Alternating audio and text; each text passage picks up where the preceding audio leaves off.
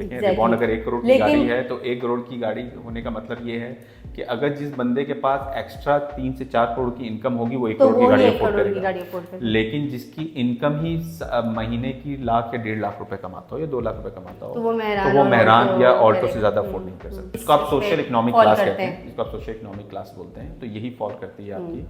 और जब आप बात करते हैं खासतौर पे प्लॉट्स के, आपको 80 गज या 120 गज के बायर ज़्यादा मिलेंगे, तभी आपको उसकी डिमांड ज़्यादा मिलती है। इस वजह से उसकी प्राइसिंग ज़्यादा होगी। उसके मुकाबले में 240 गज जो है आपको उससे उसी तरह महंगा मिलेगा। आपकी मिसाल इस तरह 1000 गज का प्लॉट है तो वो अगर 1 करोड़ का है तो 500 गज का प्लॉट आपको 1 करोड़ में कभी नहीं मिलेगा। वो आपको 75 लाख में मिलेगा। तो इसी तरह 240 गज का आपको असूलन 25 लाख का मिलना चाहिए, तो 25 का नहीं मिलेगा, आपको 40 लाख क्योंकि उसके बायर ज़्यादा है। तो इसी चीज़ को सामने आप थोड़ा सा डिफाइन करें कि आया अपार्टमेंट्स के अंदर जब हम बात करते हैं तो क्या अपार्टमेंट पे भी ये चीज़ असरअंदाज करती है? बिल्कुल से असरअंदाज करती है। 2 बेड 3 बेड का बायर आपको ज़्यादा मिलेगा एज़ कम्पेयर टू 5-6 बेड, वो मोस्टली होते भी नहीं है। एक तो कि रीसेल भी उसकी अच्छी होती है और दूसरा पॉकेट बजट में आपके आ रहा होता है, आप उसको आगे बेचने के लिए खरीद या फिर रहने के लिए भी देख रहे होते हैं, तो इसकी जो है वो डिमांड ज़्यादा होती है। 2 रूम लॉन्च हो गया, 2 या 3 रूम लॉन्च हो गया। इसमें साइजेस मैटर करते होंगे कि 710 स्क्वायर फीट हो गया या 1030 या 40 स्क्वायर फीट का फ्लैट, उसके मुकाबले में 2000 या 2400 स्क्वायर फीट के बायर्स कम मिलेंगे आपको। जिस तरह बड़ी मिसाल है आपके पास, आप देख लें कि लकी वन के अपार्टमेंट आपको starting with 3 crore plus 4 crore या 5 करोड़ पे जा रहे होते हैं, तो उसका बायर आपको कम मिलेगा। उसके मुकाबले में आप सराउंडिंग में देखें तो साइमा के कुछ प्रोजेक्ट हैं, साइमा ने लॉन्च किया है, उसका महंगा फ्लैट मेरे ख्याल में 3 करोड़ का है। लकी वन का महंगा फ्लैट मेरे ख्याल में 5 करोड़ का है। तो उसकी हाँ, तो उसका आपकी सेल रेशो कम मिलेगी, साइमा में उसमें बेहतर मिलेगी। साइमा के मुकाबले में किंग्स ने जिस तरह लॉन्च किए हुए हैं छोटी कैटेगरी के फ्लैट्स, उसके बायर आपको ज़्यादा है। तो आया अब फैज़ रेजिडेंसी ने कुछ इस तरह की नौयत डिज़ाइन की है आपके ख्याल में? बिल्कुल सर, की भी 2 बेड 3 बेड हमने तो हम 1 बेडरूम लॉन्च पे क्यों नहीं गए जब यही बात थी, उसका बायर ज़्यादा मिल जाता आपको? सर देखिए, 1 बेड लाउंज का एक मैं से पहले भी वीडियो में हम इसको शेयर कर चुके हैं और अभी बताते कि 1 बेड लाउंज पे जो लोग रह रहे होते हैं वो फैमिलीज नहीं होती, वो बैचलर्स होते हैं। तो हमने जो यहाँ माहौल दे रहे थे, मैंने आपको बताया कि जितनी हम एमिनिटी जो ही हम चीज़ें दे रहे हैं, हम उनको दे रहे हैं जो कि इन चीज़ों को अफोर्ड कर सकें। अब 1 बेड लाउंज में तो कोई किराए पर आ रहा है, 15,000 महीने का वो किराया दे रहा है या 20,000 वो 4 साल बाद, आज से 4 साल बाद हम देखें तो फिर वो कहता है कि मुझे ये एमिनिटीज़ की और ये बेनिफिट्स मुझे नहीं चाहिए। यानी वही क्लास ट्रैवलिंग जो हमने रक्षा और चिंची वाली मिसाल दी थी कि आप इंडिविजुअली कैरी करें क्लास को और एक आपके पास हर तरह के बांध का बंदा सवाल ऐसे ही है।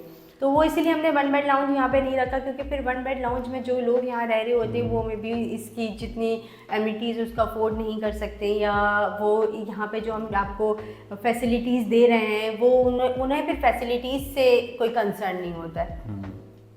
उनको फिर किस चीज़ से कंसर्न होता है ज़्यादा? सर वो ज़्यादा प्राइस कॉन्शियस होते हैं। Okay. और फिर दूसरा ये कि मोस्टली 1 बेड लाउंज में फैमिलीज़ नहीं होती हैं, तो उन्हें वो जब आपका अपना घर नहीं होता है तो आप उसको उस तरीके से रखते भी नहीं हैं। फिर आप ना तो उस कॉरिडोर का वैसे ख्याल रख रहे होते, ना ही आप उस पार्क का वैसे ख्याल रखेंगे। तो हमने यही कोशिश की है कि जो यहाँ रह रहा हो वो इसको अपना समझ कर हर चीज़ को यूज़ करे। तो इसको हम एक थोड़ा सा समराइज़ करते हैं मिशाइम, जो हमने आपके से बहुत ही इंफॉर्मेटिव इंटरव्यू लिया और आपने इन्फॉर्मेशन हमसे शेयर की कि रिटर्न ऑफ इन्वेस्टमेंट जो है वो बेसिकली आपकी लोकेशन पे बहुत मैटर करती है। फिर लोकेशन की प्रोजेक्शन क्या है, उसकी फेसिंग क्या है, उस लोकेशन के अंदर किस कैटेगरी के रहायशी, उस लैंड की कॉस्ट क्या है, और उसके वहाँ के रहायशी अवामिल क्या क्या हैं, आया कि वो बड़े प्लॉट्स की कटिंग में है या छोटे प्लॉट, ये भी आपकी एक जेंट्री को मुतय्यन करते हैं। और आने वाले वक्त में रिटर्न ऑफ इन्वेस्टमेंट कम करते हैं। रोड्स का इंफ्रास्ट्रक्चर मैटर करता है, क्लोज टू कॉल रोड्स, और उन रोड्स की एक्सेसिबिलिटी कहाँ पर है, इजी टू एक्सेस सिटी कैसे है, और उसके साथ ट्रांसपोर्टेशन जो सबसे मेन आने वाले वक्तों में जो हमने सुना कि फलां जगह पे एक गांव था, उसकी ज़मीन जो थी 2 रुपए की थी, द मोमेंट गवर्नमेंट ने नक्शा पास किया, वहाँ से रोड निकाली तो वो 2 से 5 रुपये, फिर हाईवे निकला तो वो 5 से 10 रुपये हो गई, फिर उसके साथ रेल की पटरी बेची तो वो 10 से 15 रुपये हो गई। बहुत इंपॉर्टेंट होता है ट्रांसपोर्टेशन आपके जो है, अगर आप आपको एक्सेस है कराची के यानी शहर के किसी भी हिस्से में जहाँ आप रह रहे हैं, वहाँ से किसी भी आप हिस्से में इजी टू गो होते हैं, तो वो वैसी डिमांडिंग होती है, वैसे डिमांडिंग होती है। और फिर उसके बाद आपकी बेसिक एमिनिटीज़ नहीं है भाई, अस्पताल हो गया, कॉलेज हो गया, स्कूल हो गया, पार्क हो गया, मॉल्स हो गए, शॉपिंग एरियाज हो गए, इनके एक्सेस कैसे है, ये आपकी बेसिक इंफ्रास्ट्रक्चर पर असरअंदाज करते हैं। और बस हम इसको थोड़ा सा क्लोजिंग पे चलेंगे। आप थोड़ा सा शमाइम, मैं आपके तवज्जुह से जनरल मासिस को ये एक बावर कराना चाह रहा था कि why Surjani is being undervalued as compare to scheme 33, क्योंकि स्कीम 33 का हमने जिक्र किया, स्कीम 33 के बहुत सारे एरियाज़ अभी भी अंडर डेवलप हैं और आप देखते हैं कि वहाँ पे बहुत सारे ऐसे हाई राइज प्रोजेक्ट्स हैं कि जो सुरजानी के उन एरियाज़ के प्रोजेक्ट से भी एक्सपेंसिव बिक रहे हैं। यहाँ तक कि सुरजानी के उन एरियाज़ के एरिया डेवलप भी है, आबादी के लिहाज से भी बहुत बेहतर है, ट्रांसपोर्टेशन एक्सेसिबिलिटी प्रोजेक्शन के लिहाज से भी मच बेटर है। तो क्या अवामिल है, आप क्या समझते हैं और लोगों को क्या मतलब डिसीजन लेना चाहिए इस हवाले से? लोगों का जो ना सरजानी से जो पर्सपेक्टिव है वो लोग अभी भी उसको वही समझ रहे होते हैं कि जंगल जो आज से 20 साल पहले 25 साल पहले ये वही वाली बात हो गई कि हमारे जो ताया थे वो उनके पास ऑप्शन था जौहर में प्लॉट लेने का जो उनको 2 लाख का मिल रहा था, लेकिन वो जंगल था, हाँ, लेकिन वो जंगल था इसलिए उन्होंने नहीं लिया, लेकिन अब वो प्लॉट जो है वो 6 करोड़ का हो गया, तो हम भी आज करोड़पति हैं। तो ईशा ये वही वाला आंसर है, बिल्कुल वही एग्जाम्पल है इसकी। और दूसरा ये कि क्योंकि मैं खुद इसी एरिया में रहती हूँ, तो यहाँ पे अगर आप 4K चौरंगी लोग नहीं, आपको कितना सा हो गया सर? मैं तो स्टार्टिंग से यहीं पर रह रही हूँ, तो आपने तो इस एरिया को डेवलप होते हुए देखा होगा। मैं आपको एग्जांपल दे रही हूँ कि जो 4K चौरंगी है, अगर आज से आप 5 साल पहले जाते हैं तो 4K चौरंगी अंडर कंस्ट्रक्शन थी और बल्कि वो बनती ही नहीं थी, वो टूटी ही रहती थी। जो लोग यहाँ रहते हैं या यहाँ आए हैं, एक्सपीरियंस किया है, तो उन्हें अंदाजा होगा। अब 5 सालों से अगर वो टूट भी जाती है तो फ़ौरन दोबारा बनती है। उसके बहुत सारे रीजन है। एक तो मेट्रो ग्रीन लाइन बस का यहाँ से जाना, जो कि आपको रोड को बहुत ज़्यादा जो है आपकी डेवलपमेंट हुई है। दूसरा ये कि यहाँ पे बहुत सारे प्रोजेक्ट्स अभी आए हैं। पहले यहाँ पे अपार्टमेंट का इतना रुझान नहीं था, अपार्टमेंट के प्रोजेक्ट्स नहीं थे, बट यहाँ पे अभी बहुत बड़े बड़े सायमा के हो गए, बहुत बड़े बड़े नावल गफूर वगैरह, ये सारे यहाँ से अंदर ऐसे एरियाज़ में जो कि अभी आबाद भी नहीं है, तो वहाँ फलकनाज के प्रोजेक्ट्स हैं, तो ये सारे अभी आ रहे हैं। तो ये सब चीज़ें जो है ना, इस एरिया को, जिस एरिया में हम बैठे हुए हैं, इस एरिया को ऑटोमेटिकली बूम करेगा लाजमी, क्योंकि यहाँ से आप अंदर 10 किलोमीटर 15 किलोमीटर तक भी प्रोजेक्ट्स आ रहे हैं। तो अब सरजानी वो सरजानी नहीं रहा है कि जहाँ पे आप रात को 10 बजे आने से डरते हो। अब तो आप यहाँ पे रात को 3 बजे भी इजीली आ सकते हैं। आपकी ट्रांसपोर्टेशन है, आपकी आबादी यहाँ पे बेतहाशा जो है वो मार्ट्स हैं, मार्केट्स हैं, स्कूल हैं, हॉस्पिटल है, और हर चीज़ ऐसा नहीं है कि कोई 9 बजे 10 बजे बंद हो जाने वाली, पूरी रात के लिए ओपन रहती है। मिस्टर कोने काफ़ी फेमस लोग आ रहे होते हैं दूर दूर से भी। तो मेरे फ्रेंड्स है जौहर के जो यहाँ खाना खाने आ रहे थे मिस्टर कोन में, तो ये तो वो वाला अभी एरिया नहीं है।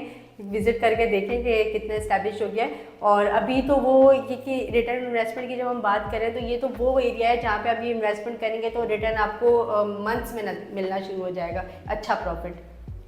That's great. चलिए, thank you so much miss Shamaim for your valuable feedback on that, और it's very informative. Ladies and gentleman, ये थे मिस शमाइम जिन्होंने हमें ओवरव्यू दिया रिटर्न ऑफ इन्वेस्टमेंट के ऊपर। और ये कोई एक छोटा लफ्ज़ नहीं है, ये इसके पीछे पूरी एक फ़िलासफ़ी है, हिस्ट्री है। जैसे मैंने स्टार्टिंग में जिक्र किया था कि जब आप कोई भी प्रॉपर्टी ख़रीद रहे हो या किसी भी चीज़ को ख़रीद रहे हो, तो उसके अंदर आप इस लफ्ज़ रिटर्न ऑफ इन्वेस्टमेंट को ज़रूर मद्देनज़र रखते हैं। और प्रॉपर्टी जो आपकी सारी ज़िंदगी का सरमाया है, जो आप इन्वेस्टमेंट करने जा रहे हैं, तो इसको तो बहुत ही कीनली आपको ऑब्जर्व करना चाहिए, इसकी एवेल्यूएशन करनी चाहिए, इसके क्रॉस एनालिसिस करना चाहिए। उसके बहुत सारे ऐसे पॉइंट्स हैं जो शमाइम ने यहाँ पे जिक्र किया अपने इस वेबिनार के अंदर, जो हमें as a layman general buyer हमें उसको मद्देनज़र रखना चाहिए। बिसाइड ऑफ दैट जो है हमारे इस वेबिनार सीरीज़ के ऊपर जो कॉन्टैक्ट नंबर्स हैं, इसके ऊपर मिस शमाइम आपको इजीली अवेलेबल हो सकती हैं। आप चाहें तो मिस शमाइम से प्रॉपर्टी से रिलेटेड कुछ भी आपको अगर इन्वेस्टमेंट पॉइंट ऑफ व्यू से मशवरा लेना है, तो you can contact her on those numbers. आपको डेफिनेटली वो बेहतर तरीके से गाइड करेंगी, आपको फैसिलिटेट करेंगी और आपको हेल्प आउट करेंगी to make a certain decision on that. जाते जाते मैं हमेशा की तरह एक बात ये कहना चाहूँगा आप सब हजरात से कि रमज़ान का महीना करीब है, आने वाला है, तो इस बाबरकत महीने में आप हमारे खासतौर पर कराची के जो लोग हैं बहुत फराग दिल होते हैं और बहुत खुल के खर्च करते हैं और लोगों की हेल्प करते हैं। तो इसमें जो सबसे आप चीज़ को मद्देनज़र रखिएगा वो क्लोज टू कॉल अपने रिलेटिव्स को, आपके जो पहले हकदार हैं मदद के, वो आपके रिश्तेदार हैं, आपके अपने बहन भाई हैं, आपके सराउंडिंग में रहने वाले वो लोग जिनको आप पर्सनली जानते हैं, आप उनके ऊपर नज़र रखें। वो उनको किसी किस्म की भी ज़रूरत के मुस्तहिक हैं तो आप उन पर ख़र्च करें रैदर देन आप प्रोफेशनल बैगर्स जो कराची का रुख करते हैं इस ख़ास बाबरकत महीने में और अरबों खरबों रुपए कमा के जाते हैं, और जो ज़रूरतमंद लोग होते हैं जो असल नीडी होते हैं वो उससे महरूम रह जाते हैं। तो उम्मीद है आपको हमेशा की तरह हमारा वेबिनार पसंद आया होगा। तो stay in touch, we will get back to you soon on the further discussion on it. Till that, stay tuned. Thank you so much. Allah Hafiz.